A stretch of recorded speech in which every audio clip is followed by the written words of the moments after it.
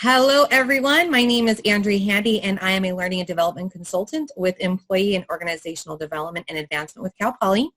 I'm very excited to be joined by Dr. Alane, Cal Poly full-time lecturer, the founder of the Mind and Heart Research Lab, and the author of Mindfulness to Heartfulness, The Power Within, and her newest book, Unstressed. Hello, Dr. Alane. Thank you so much for joining us today. Glad to be here. And congratulations on your newest book. Thank you. Of course. Now, I've had the opportunity to read and learn so much about you, but I would love for others to get to know you on a more personal level. So if you wouldn't mind just sharing a little bit about yourself. So I've been at Cal Poly for 30 years now, and my whole vocational path has been kind of a little windy, but I ended up exactly where I was supposed to be, I believe. And part of that path was when I was younger, I kind of knew there was a really important mind-body link into what it meant to be well. It was a while ago, and I never found the right discipline that was giving me the answers at that time, because psychology really focused on mental illness at the time.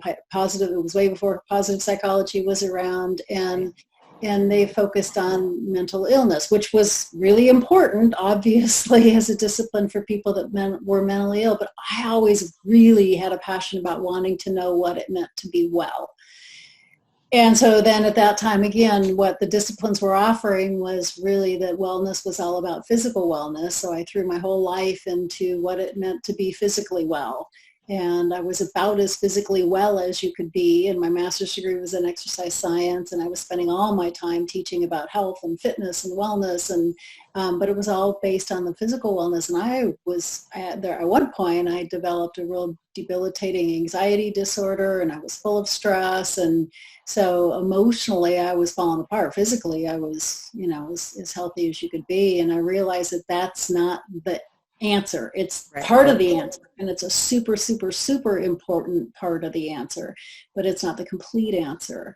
So I wanted to know what it meant to heal.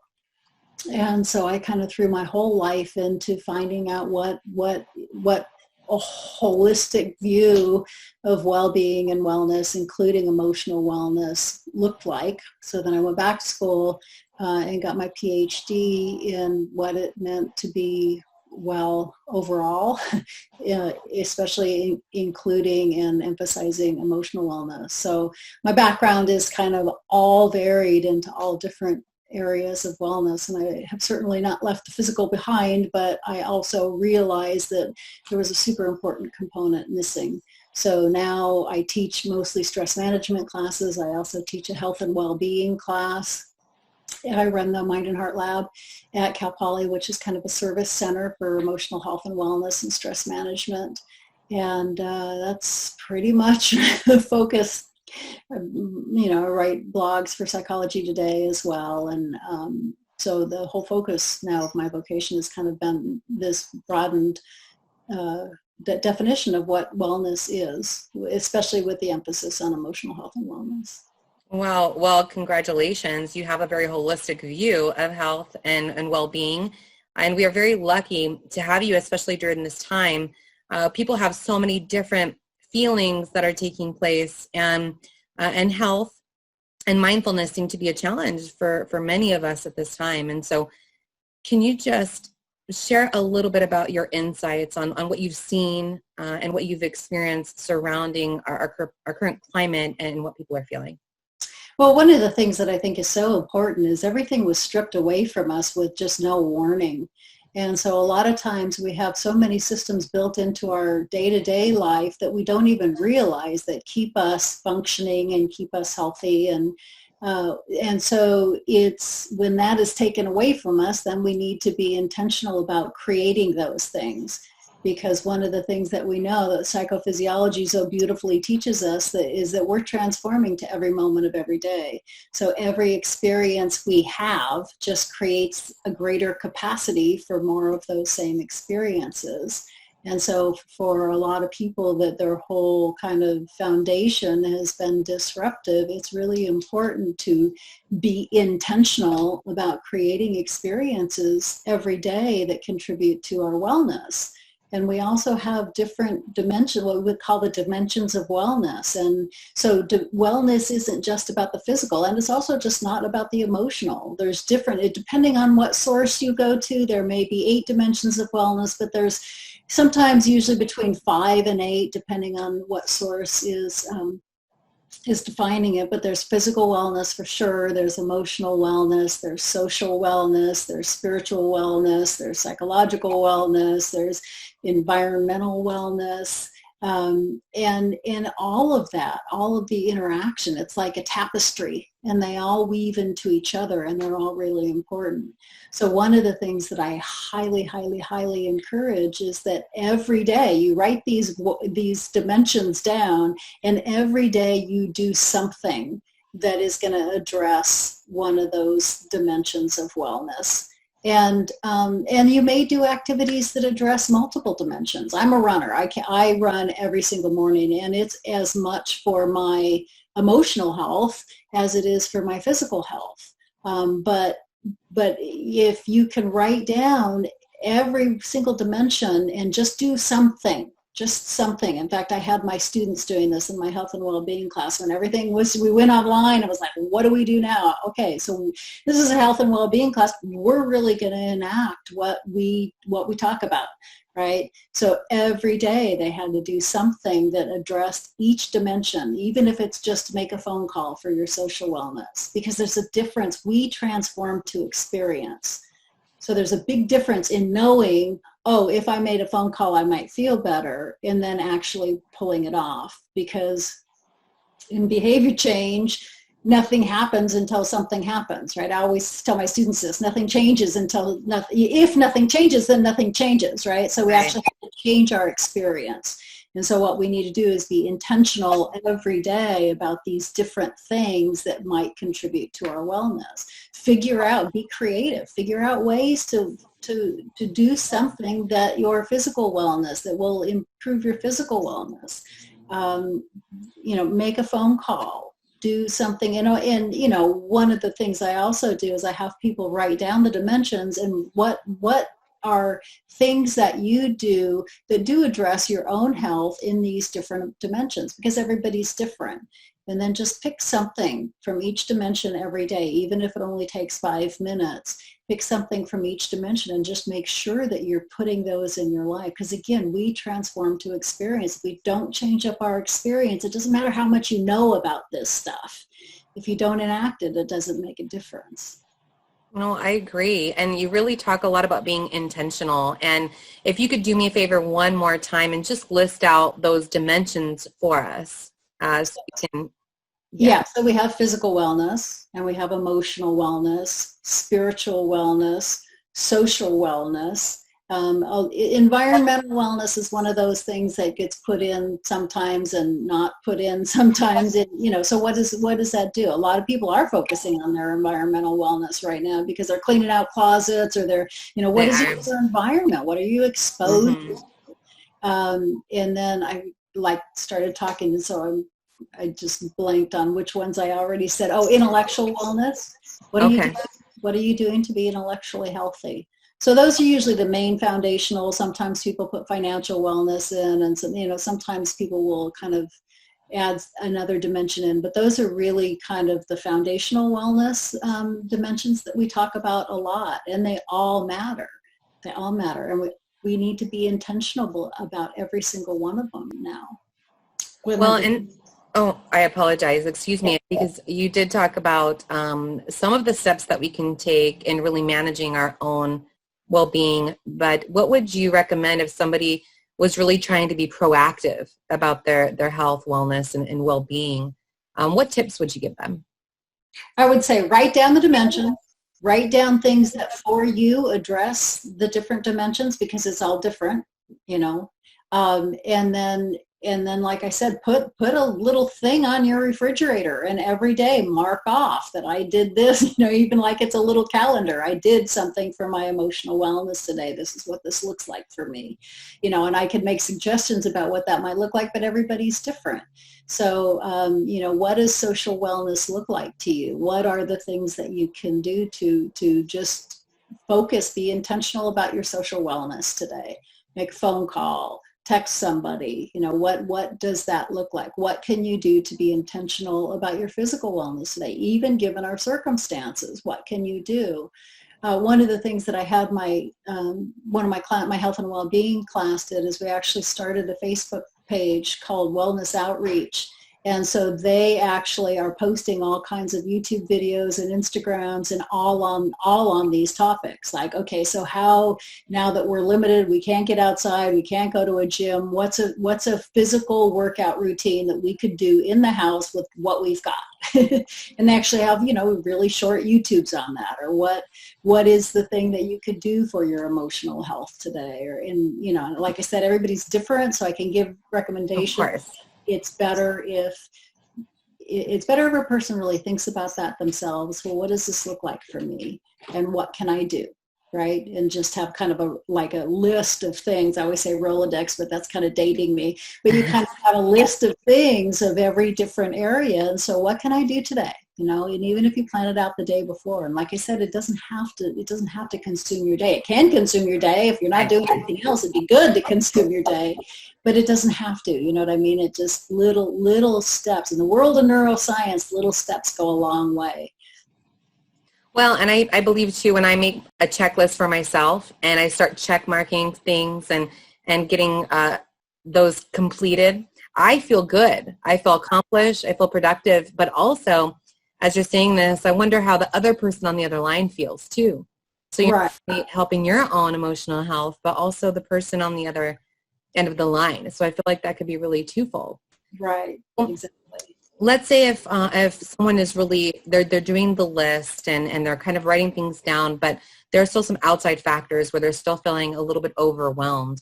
Are there any other tips or recommendations or resources that you might recommend them to use? Oh yeah, absolutely. I just, I'm going to plug my book here, but that's all my book is about, right? The Unstressed book, that's all it's about, is how do you really gain emotional, so I define stress as emotional disequilibrium. So it's anything that throws you off balance. It's not just worrying about paying a bill, although that's big, right? A lot of people think stress is just the things that stress us out, and it's not. It's really our emotional response to what's going on. And it carries a physical response pattern. So when you define stress as emotional disequilibrium, there's two things that you need to do. You need to calm yourself, but then also, because we're creating the capacity to live more of our experiences, we also need to be intentional about creating something. I'm going to use the word positive. I don't like the words positive and negative. I like the word life generating better. But so it's like you have to learn tools to calm yourself, because you can't switch to a grounded state without calming yourself first. But the second piece that often gets left out is, how do you be intentional about cultivating your systems of connection and your systems of being able to really flourish, because there are different systems in our body, and not being sick doesn't necessarily mean being well, right? So that's why, my second book was called From Mindfulness to Heartfulness. Mindfulness gives you a non-reactive stance to things that helps really calm your fear response. But the heartfulness piece is then intentionally generating a different way of being. And one of the things we know right now is that, gratitude is an amazing practice. A lot of times it's not practiced very correctly, because people think that they've got to do it and it's a perfunctory thing, or they really feel unworthy, or, a lot of other feelings come up, right? But if you do it and just really focus on a few things that you really are grateful for, it carries a whole embodied experience. And what happens is, the social networks of your brain actually light up. And any part of your brain that lights up routinely, you get better at that. So one of the huge findings from gratitude research that was actually kind of surprising was that it cuts down on feelings of loneliness. So as counterintuitive as it would seem right now, a lot of us are feeling lonely. A lot of us are feeling cut off. And if you can just spend 5 minutes every morning or every night really focusing on the things that you're grateful for, not just doing a list because you're supposed to do the list, right? But just one or two things that you really feel grateful for, and focus on it from a whole felt experience, then that changes what's going on in your body, and you actually feel less lonely. So I guess the resources would be that there's resources out there. Again, it's about calming your fear response system, but also intentionally creating the capacity for more connection, for more gratitude, for more flourishing, and they're just two different things. They really are. And so to be able to focus on that is important. I also just did a 6-part series on emotional health during and after the pandemic. And I can give you those if you want to put that up. I can give you the link. I would love that. Mm-hmm. I would love that. Yeah. And do you, if anyone listening to this wanted to get some additional information about what your the website or the lab offers, where can they go to for that? Well, we have mindandheartlab.com. Okay. And we need to be updating that because that was kind of pre-pandemic, our website pre-pandemic. But there are resources there. I also have a lot of guided meditations on SoundCloud. A lot of people I'm hearing are having trouble sleeping. I have a sleep guided meditation. I have a de-stress guided meditation. I also have some meditations that go along with all the different parts of my book. The first part of my book is about just kind of understanding the whole psychophysiology of stress. And then it's like, okay, so let's look at mindfulness. Let's look at reducing our fear response system and what are the skills to be able to do that. And there's meditations that go along with that. And then the second piece is, again, cultivating what I call your calm and connection system and really cultivating a sense of flourishing. What does that look like? And again, anytime you change your experience, you begin to change the capacity. So the guided meditations are meant to just change your capacities for having these things in your life. And it truly goes a long way. I love the guy, Dr. Habib Sadeki, wrote the foreword for my book, and he uses the analogy of, a huge ship, a huge tanker going down the ocean, and the captain that's steering that boat doesn't steer the rudder. What he does is steers a little tiny rudder that steers the big rudder that steers the boat. And so by him just taking like minuscule changes, but consistent minuscule changes, he can have this huge tanker 100 miles down the ocean in a completely different direction. And that's what our lives are like. That's what our well-being is like. If we just learn how to do little things, but be consistent about those little things, pretty soon you hit the tipping point and you're going in a completely different direction. And so again, the piece of this now is we need to be more intentional than ever before about creating these things in our life because they're not just naturally happening. So rather than just watching TV all day long or eating all day long, how do you create the different activities that are just going to give you a consistent different, and not that stuff is bad. I'll also allow yourself time for that too, because you're going to have some bad days, and that's okay. You don't need to be perfect all the time, but you also don't want to go into the abyss of the bad days because then you're just creating the capacity for more bad days. So it's like understanding that, yeah, those days are going to happen, and as often as I can, as much as I can, how do I create these things in my life that are going to steer me in a different direction? Well, it really sounds like being intentional. I'd say having the attitude of gratitude and steps. And taking it one day at a time is really going to make a huge difference for us. And thank you so much for sharing everything. Is there anything else or closing thoughts that you would like to share? No. One of the things also, is in my book, I also talk about gratitude and self-empathy and compassion, because that's something we don't talk about a lot.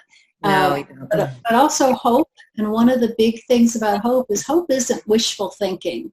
Right? So a lot of people disregard hope because they just think it's wishful thinking, and I'm mired in this space and I'm never going to get out of this space. And that's what people are lacking right now. They're lacking true hope, right? They might have hope that we're going to get out of it, but they don't see it. To really have true hope, to really have hope be an effective practice, we need to see a vision of kind of our future self. right? Where it's not forced, where it's not made up, where it's not positive thinking when you really don't believe it.